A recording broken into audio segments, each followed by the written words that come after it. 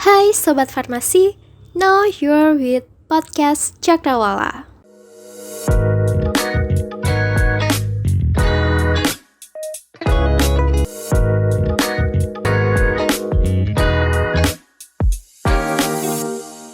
Halo Sobat Farmasi Universitas Jember, balik lagi nih di Podcast Cakrawala. Di episode kemarin kita udah ngobrol sama departemen yang fokus menjalin hubungan dengan organisasi di luar BMFF. Nah, di episode kali ini kita gantian ya, bakalan ngobrol sama Biro yang menjadi salah satu kunci penting berhasilnya proker organisasi kita sendiri. Biro apa tuh Kak Alta? Nah, di balik layar Proker Abiprai Cakrawala, let's welcome Biro Kesekretariatan. Halo kakak, terima kasih ya sudah menyempatkan waktu untuk ngobrol bareng kita di sini. Mungkin mulai dari Kak Valen, boleh disapa dulu nih pendengar kita. Halo teman-teman pendengar podcast Cakrawala. Perkenalkan, aku Valen Marcelini Adiasa atau yang akrab dipanggil Valen, yang pada periode BEMF ini diamanai sebagai Kepala Biro Kesekretariatan atau yang biasa disingkat menjadi Biro KSK. Nah, di sini pastinya aku nggak sendiri dan aku ditemani oleh salah satu staf dari Biro KSK. Oke, halo semuanya. Nama aku Neisa Lucia Rahma Rasidi, biasa dipanggil Araci atau Cici. Aku mahasiswa Farmasi UNED Angkatan 20. Tahun ini merupakan periode kedua aku di BMF Farmasi UNED, dan periode ini aku menjadi salah satu staf Kak Valen dari Biro Kesekretariatan. Salam kenal semuanya. Oke, salam kenal Kak Valen dan Kak Cici. Saat ini udah masuk liburan ya, semoga udah nggak terlalu banyak beban ya di kuliahnya maupun di organisasinya nih. Oke, Biro KSK. Yang terlintas pertama kali pasti stafnya rajin dan teliti-teliti semua nih. Udah lapar banyak, masih ketambahan TOR dan LPJ. Wah, pusing banget pasti ya. Boleh dong dari kakak-kakak mungkin jelasin dikit tentang apa aja sih yang dihandle sama Biro Kesekretariat. Terima kasih kalau misalnya pada berpikir nih teman-teman dari Biro KSK ini anak yang rajin dan teliti. Nah, mungkin teman-teman pendengar podcast Cakrawala ini tahunya Biro KSK jadi sekretaris kegiatan dari BEM gitu. Dan itu emang benar banget teman-teman. Jadi, Biro KSK yang ada di BEM Fakultas Farmasi Universitas Jember ini memiliki tugas utama, yaitu menjadi sekretaris kegiatan yang dilaksanakan dan diikuti oleh BEMF. Kegiatan yang dilaksanakan itu kayak gimana sih? Nah, kegiatan yang dilaksanakan ini misalnya kegiatan yang diadakan oleh BEMF sendiri dari departemen atau biro yang ada di BEMF. Sedangkan kegiatan yang diikuti misalnya dari BEMF ini ingin mengirimkan delegasi ke acara Isma Farsi atau ke delegasi lomba kayak gitu. Nah, dalam menjadi sekretaris kegiatan, pasti ada hal-hal yang harus dikerjakan oleh staf Biro KSK, yaitu menyusun TOR, LAK, sekaligus mengurus segala administrasi yang diperlukan untuk menunjang kegiatan. Nah, selain itu, selagi menjadi sekretaris kegiatan, staf Biro KSK ini juga harus melakukan notulensi rapat yang gunanya ini agar poin-poin penting pada saat rapat itu bisa tersampaikan ke panitia lain yang misal ada kendala kayak gitu yang nggak bisa dirapat. Dan juga bisa menjadi bahan evaluasi dari kegiatan yang akan dilaksanakan pada periode selanjutnya. Nah, itu sebenarnya secara keseluruhan ya untuk yang dihandle sama Biro KSK. Ada nih hal-hal yang dihandle oleh Biro KSK tapi khusus untuk kepala birunya, yaitu pengkoreksian TOR dan LAK yang dibuat oleh sekretaris kegiatan. Selain itu juga melakukan evaluasi apa aja sih yang sekiranya dilihat oleh pembina dalam penyusunan TOR, LAK, agar konsultasi ke pembina itu kayak minim revisi kayak gitu biar yang jadi sekretaris kegiatan nggak banyak-banyak revisi kayak gitu.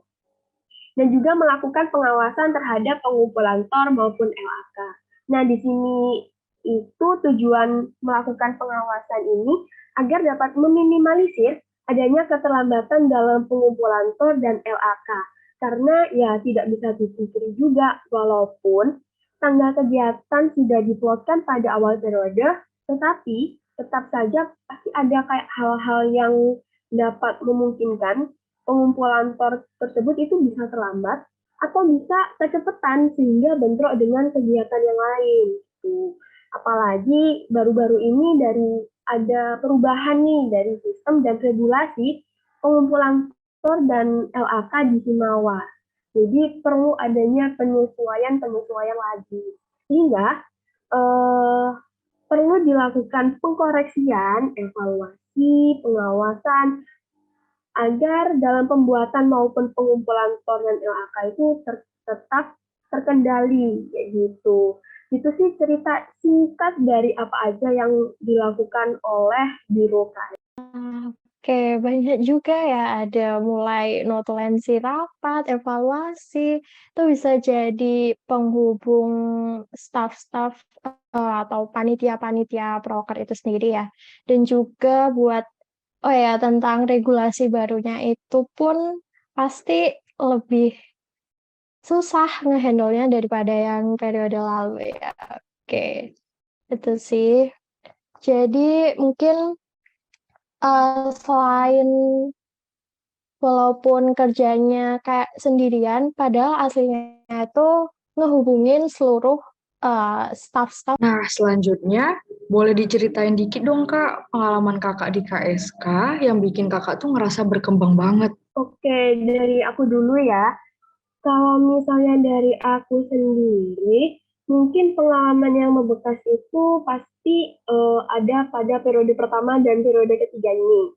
Nah, pada periode pertama di sini, aku ngerasa banyak kurangnya banget dari kurang persiapan, kurang pengetahuan, jadi kurang inisiatifnya.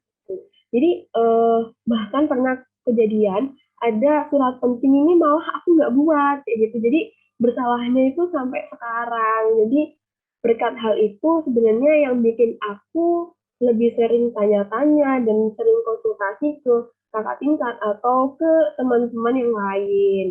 Nah, jadi kan karena tiap kegiatan itu mungkin suratnya yang dibutuhkan berbeda-beda dan tidak sama, jadi mungkin ya sedikit bingung kayak gitu ya. Nah, selain itu ada pengalaman juga yang bikin aku berkembang banget, yaitu pengalaman sebagai Kabiro KSK. Ya, walaupun periodenya belum selesai, tapi dari sedikit perjalanan aku menjadi Kabiro KSK ini, aku bisa belajar biar jadi orang yang lebih teliti, lebih detail dalam melakukan pengoreksian. Dan juga di sini aku bisa melakukan ya sedikit analisis sekiranya hal-hal apa aja sih yang bikin TOR dan LAK ini minim revisi dari pembina. Kan kasihan ya kalau misalnya staf biro KSK banyak revisi dari kabirunya, terus banyak revisi lagi dari pembinanya, kan ya double-double gitu.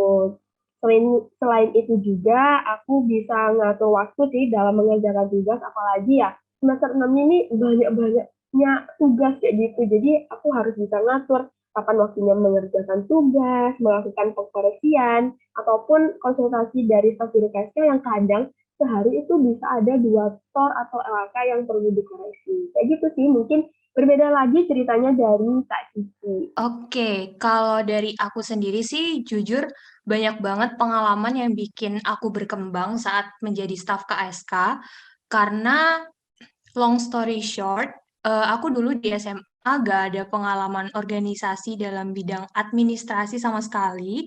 Jadi saat pertama kali masuk BEM, itu benar-benar pengalaman baru sih buat aku. Dulu saat periode pertama, 11-12 sih sama Kak Valen. Ada banyak banget miss khususnya di proker-proker awal, karena masih freshman juga kan saat itu. Nah, aku masih inget banget dulu suka kesusahan buat ngerangkai kata-kata yang pas buat nyusun. Biasanya di TOR itu ada kayak gambaran acara gitu kan. Nah, jadi sekretaris itu harus bisa mendeskripsikan tujuan dan mekanisme acara secara rinci. Nah, itu aku dulu kesusahan banget tuh di sana. Dan sekarang dengan melalui 1, 2, 3, dan seingatku udah sampai proker ke-8 aku sebagai sekretaris, alhamdulillah udah lebih terasa sih untuk skill menulisnya. Nah, jujur itu membantu banget, bukan buat penyusunan administrasi proker-proker ini aja gitu, tapi juga buat tugas-tugas aku di kuliahan, seperti itu. Nah, terus juga ada hal yang bikin aku berkembang saat menjadi staf KSK, yaitu dari manajemen waktu.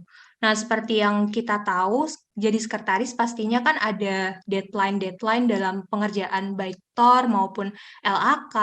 Nah, dari situ aku jadi lebih bisa mengatur waktu, kapan sih aku harus selesai tornya, kapan sih aku harus mulai konsultasi, nah seperti itu. Nah, semuanya tuh harus aku jadwalkan, seperti itu. Penyusunan jadwal-jadwal ini tanpa aku sadari jadi kebawa, dan aku terapkan gitu di perkuliahan. Advantage-nya, tugas kuliah itu jadi bisa selesai tepat waktu, dan semua tuh jadi lebih tertata gitu.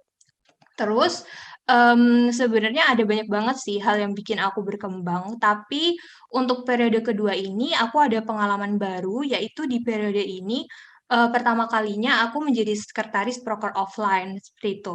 Di mana dulu, satu periode karena larangan pandemi cukup ketat, jadi semua proker itu dilaksanakan online. Tentunya banyak perbedaan banget, dalam hal administrasi untuk proker offline dan online. Dari sini aku jadi belajar hal baru. Misalnya aku jadi tahu nih surat-surat apa sih yang harus aku siapkan untuk proker offline, terus bagaimana sih konsultasi langsung kepada pembina di fakultas, dan masih banyak lagi tentunya. Seperti itu sih. Oke, ya bener sih kalau di awal-awal kita pasti masih bingung, ini harus gimana sih kerjanya, tapi kita pasti juga dibimbing sama kakak-kakak kita buat bisa berkembang bareng gitu. Terus, masalah manajemen waktu nih, aku juga setuju sama Neisa, sama Cici, maaf. Jadi kita harus juga bisa nge-maintain antara akademik dan non-akademik ya, dari kuliah dan juga organisasi. Semoga nih, aku harap dari kakak-kakak KSK ini bisa nge-maintain keduanya tanpa mengorbankan kesehatan fisik maupun psikis ya. Oh ya Kak Mel, sebenarnya kita pun mahasiswa farmasi nggak cuma dituntut bagus dinilai aja loh Kak. Kayak misalnya lulusan apoteker itu nantinya tuh diharapkan punya karakteristik dari 10 star of pharmacist. Kalau cuma tahu belajar materi kuliah terus ya bakal susah nggak sih Kak dapetin itu semuanya? Harusnya sih dari kita berorganisasi, kita bisa sedikit demi sedikit mendalami karakteristik itu. Nah, dari kakak KSK nih, selama berorganisasi di sini, apa aja sih nilai-nilai 10 Star of Pharmacist yang bisa kakak pelajari? Oke, kalau misalnya dari aku sendiri, yang paling terasa kalau menyangkut 10 Star of Pharmacy selama jadi staff BEM ya, yaitu yang pertama decision maker, communicator, dan juga leader. Apalagi di periode terakhir, alhamdulillah diamanai sebagai kepala biro KSK. Yang pastinya nanti ini harus bisa membuat keputusan secara cepat dan juga dapat memberikan keputusan terbaik agar kegiatan ataupun job desk dari biro KSK ini dapat terlaksana dengan baik. Nah, selain itu juga aku sebagai Kabiro KSK kan harus memiliki skill untuk komunikasi secara baik agar dapat memberikan informasi kepada staff dan juga dapat berkoordinasi dengan sekretaris Ormawa yang lain. Kayak bisa juga koordinasi dengan koordinator biro ataupun anggota BEM yang lain secara lebih baik lagi gitu. Dan juga di sini poin sebagai leader, karena di sini aku sebagai kepala biro, ya sepatutnya dapat memimpin staf biro KSK dan memiliki arah tujuan yang jelas tentang apa aja sih yang akan dilakukan dan apa aja sih yang akan dicapai selama ada di biro KSK. Kayak gitu kalau dari aku. Oke, mungkin kalau dari aku sendiri sih hampir sama ya sama Kak Valen. 10 Star of Pharmacist yang paling aku rasain saat menjadi staff KSK itu ada manager, communicator, sama decision maker. Nah, yang pertama tuh manager ya. Seperti yang udah aku bilang tadi, jadi di sekretaris itu tentunya harus bisa memanage jadwal atau waktu untuk administrasi dari sebuah acara gitu kan. Nah, karena dalam sebuah proker itu hanya sekretaris yang paling tahu tentang administrasi tersebut, jadi kita tuh nggak boleh diem-diem aja gitu. Misalnya nih, buat TOR harus nunggu disuruh ketua. Nah, itu nggak boleh. Sekretaris tuh harus bisa bertanggung jawab cekatan dalam mengatur administrasi dari sebuah proker seperti itu. Nah, yang kedua tadi ada communicator. Nah, communicator di sini harus dimiliki oleh sekretaris karena tentunya kita kan bekerja dalam sebuah tim kan.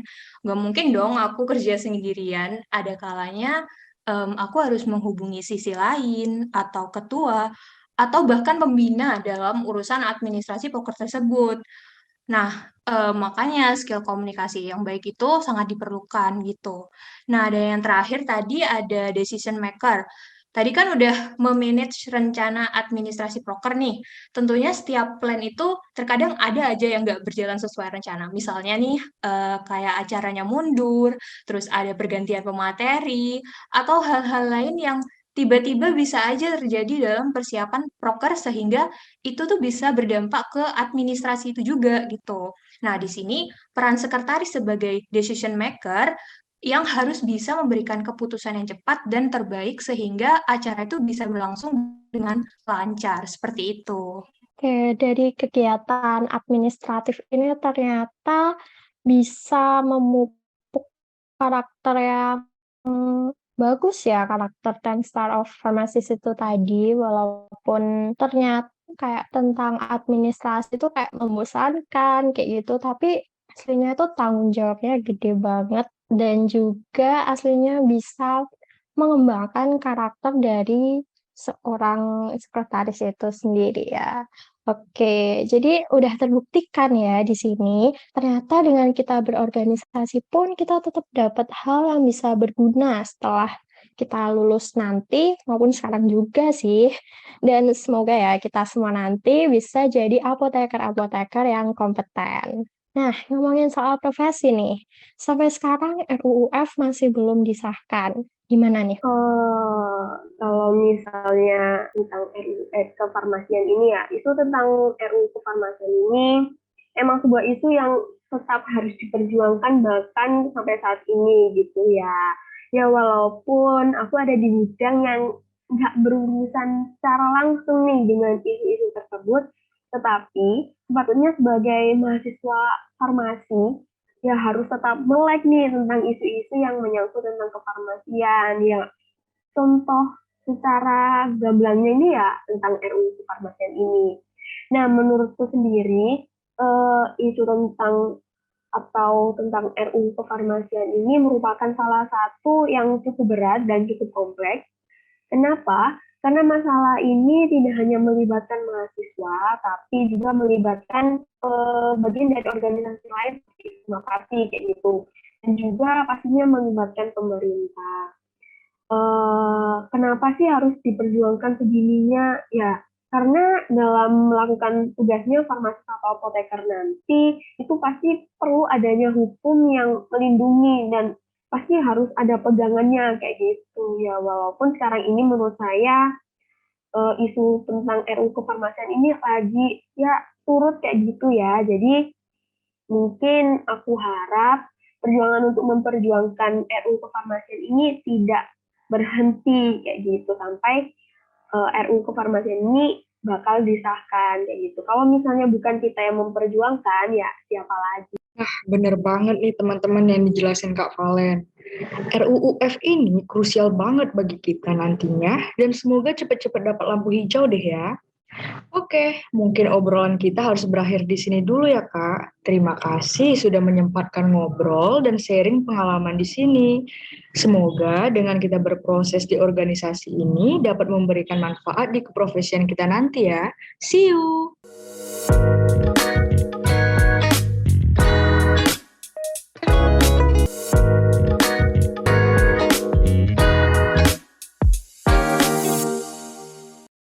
Sampai di sini, see you on another episode.